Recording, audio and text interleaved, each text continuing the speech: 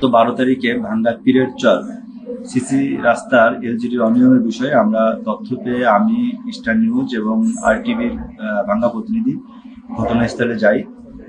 গিয়ে দেখি যে এখানে পাথরের পরিবর্তে কুয়া দিয়ে ঢালাই হচ্ছে এবং কাজে ফাটল ধরেছে এবং ব্যাপক অনিয়ম রয়েছে, যেটি আমরা সরাসরি এখানে পাই। এবং এই কাজের অনিয়মের তথ্য পাওয়ার পরে আমরা যখন কাজ শুরু করি তখন থেকে আমাদেরকে বিভিন্নভাবে বিভিন্ন লোক মারফতে আমাদের কাছে অফার আসছে যে এটার জন্য কোনোভাবে কাজ আমরা ইউজ না করি, এই জন্য বিভিন্ন প্রলোভন দিচ্ছে, কিন্তু আমরা সেটিতে রাজি না হওয়ায় গত 20 তারিখে আমাকে ডায়াবেটিস হাসপাতালে আমার উপরে হামলা করা হয়। বিশেষ গত শুক্রবারে আমার ওয়াইফ ব্লাড স্ট্রোক জনিত কারণে ডায়াবেটিস হাসপাতালে ভর্তি হয়। আমি এই 20 তারিখে এখানে আসি এবং আসলে তারা আমার গতিবিধি লক্ষ্য করে আমার উপরে হামলা করে, ব্যাপকভাবে হামলা করে, কিল ঘুষি সহ হামলা করে এই ডায়াবেটিসের মূল ফটকের ভিতরে। এরপর আমি এখান থেকে দৌড়িয়ে যখন হাসপাতালের ভিতরে প্রবেশ করি, পালানোর চেষ্টা করি, তখন তারা আমার পিছু নিয়ে হাসপাতালের 10তলা যে লিফট সিঁড়ির সামনে এসে তখন আমার উপরে আবার তারা হামলা করে।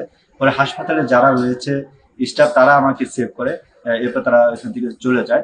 এই বিষয় নিয়ে আমি পরদিন 21 তারিখে ফরিদপুর কোতোয়ালি থানায় একটি মামলা করেছি। এই যে ঠিকাদার সাইদুল, যার নির্দেশে এই কাজগুলো হয়েছে, একজনকে আমি চিনতাম, সাব্বির নামে তাকে চিনি। সেই 26 সহ বেশ কয়েকজন এই কাজের সাথে সম্পৃক্ত যারা আমার উপর হামলা করেছে, তাদের বিরুদ্ধে মামলা করেছি।